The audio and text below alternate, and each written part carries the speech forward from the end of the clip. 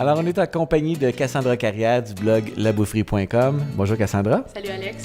Cassandra, quand tu m'as approché pour me dire que tu voulais me parler de poivre, j'étais un peu étonné parce qu'on a une conception un peu, je te dirais, standardisée de ce que c'est un poivre, n'est-ce pas? Ouais. Puis là, je vois que tu nous as apporté des trucs vraiment intéressants. Fait qu'avant de commencer, j'aimerais vraiment que tu m'expliques qu'est-ce qui définit un poivre.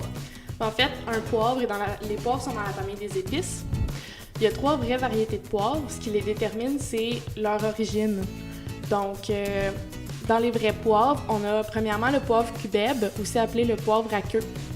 Ça, c'est celui-là? Oui. OK. Donc, qui est un poivre assez particulier. Puis, je te laisse y goûter. Ah, il faut que j'y goûte? Eh oui. OK.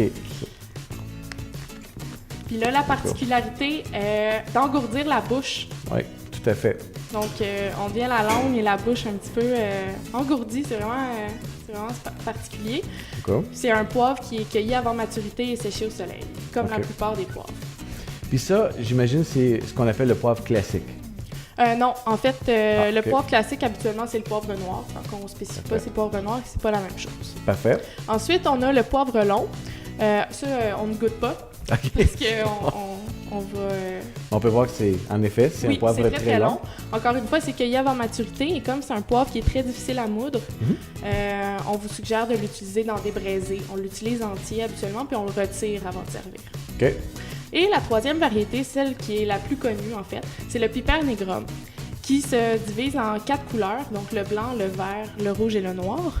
Et c'est la même baie en fait qui est seulement travaillée différemment. Par exemple, le noir, qu'on n'a pas avec nous aujourd'hui, est un poivre qui est cueilli avant maturité et séché au soleil. OK. C'est son écorce noire et fripée qui fait justement qui est très piquant en bouche et c'est le plus aromatique des poivres. Ensuite, on a le vert, cueilli avant maturité aussi, mais pas séché. Celui-là, Oui. n'est-ce pas? Donc celui-là a la particularité d'avoir un piquant retardement. Un retardement, Un retardement, oui. Donc au début, tu te dis que c'est pas si fort que ça. en effet. On goûte presque rien. Voilà. Ça t'attaque dans la gorge à la fin. Ça attaque dans la gorge. En effet. Oui, oui. Et dans le fond de la bouche? Oui. Ah oui. OK, Oui. c'est très À présent à retardement. Voilà. OK. OK. Le rouge qu'on a moins l'habitude de boire Ouais. est en fait parce qu'il est plus rare et plus cher. C'est la baie du poivre qui est cueillie à maturité. OK. Donc on le retrouve un petit peu moins. Faut préciser que c'est un fruit. Oui. De ce que je peux comprendre, Oui, c'est ça? le OK. poivre est une baie en fait. Parfait. Le petit dernier? Le blanc, qui est le plus doux, OK. c'est en fait qu'il est cueilli à maturité et son écorce qui crée le piquant est retirée. Donc, beaucoup plus doux. Puis c'est un poivre qu'on suggère d'utiliser dans, par exemple, des sauces crème que vous voulez pas de coloration due au poivre ou quoi que ce soit. Mais c'est là. Donc, J'ai la bouche en feu. Hein? oui. Puis, il y a plusieurs autres sortes de poivres, comme le poivre de Guinée, le poivre rose, qu'on appelle des poivres, mais qui en fait n'en sont pas. Ce sont seulement une autre variété d'épices ou une autre baie. Ça n'a rien à voir. Mais j'ai quand même amené un poivre de Sichuan parce que sa particularité gustative est très intéressante. Oui.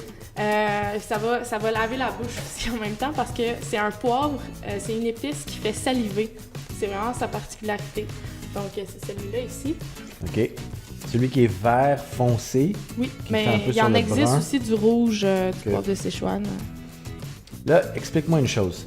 Tu me dis un poivre qui est considéré un poivre, puis un poivre qui n'est pas considéré un poivre. Qu'est-ce qui détermine si c'est considéré un poivre? Ben, en fait, c'est vraiment l'origine. Comme il y a très, très, très longtemps, quand on a découvert les vrais poivres étaient originaires d'un pays en particulier. Et, par exemple, le poivre de Sichuan est originaire de Chine, qui n'est pas, dans les pays... Qui sont comme des pays où est-ce qu'on dit, excuse-moi, si ça pousse dans ces pays-là, on dit que c'est des poivres originaux, c'est ça? Ouais. OK. C'est vraiment intéressant. J'ai la bouche complètement en feu, mais de façon positive. C'est vraiment des palettes de goût qui sont comme très présentes en bouche. Je sais pas si c'était un bon exercice à faire un après l'autre, mais pour les besoins de la cause. fait dans mon cours. Absolument. Maintenant, si on cherche ces types de poivres-là, qu'est-ce que tu nous conseilles? Est-ce qu'il y a des magasins spécialisés?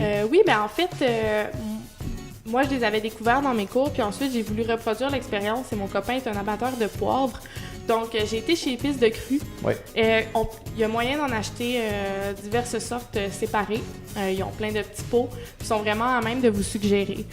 Tout dépendant si vous aimez, quel piquant vous aimez, quelle force vous aimez. C'est vraiment intéressant de parler avec eux. Puis, il y a aussi des coffrets. Moi, c'est ce que j'ai acheté, en fait. Un coffret qui contient une douzaine de petits pots comme ça ici, de poivre et de sel. Donc, j'en avais le double de ce que j'ai apporté, là. Okay. J'avais vraiment énormément de poivre, donc c'est super intéressant. Donc, Épices de Cru, ça, marché Jean Talon. Oui. Des cours, où est-ce qu'on prend des cours? Des cours, mais en fait, moi, c'était dans mon programme de service à l'ITHQ. Ah, okay. On avait des cours de dégustation, on a dégusté, entre autres, des poivres. C'est vraiment super. Oui. Je te remercie beaucoup. On en connaît pas mal plus sur le poivre maintenant. Puis, on va te réinviter pour que tu te fasses une autre découverte. Oui. Merci beaucoup. On vous invite à suivre laboufferie.com et bien entendu sur tous les médias sociaux, n'est-ce pas? Et sur son profil On s'en food.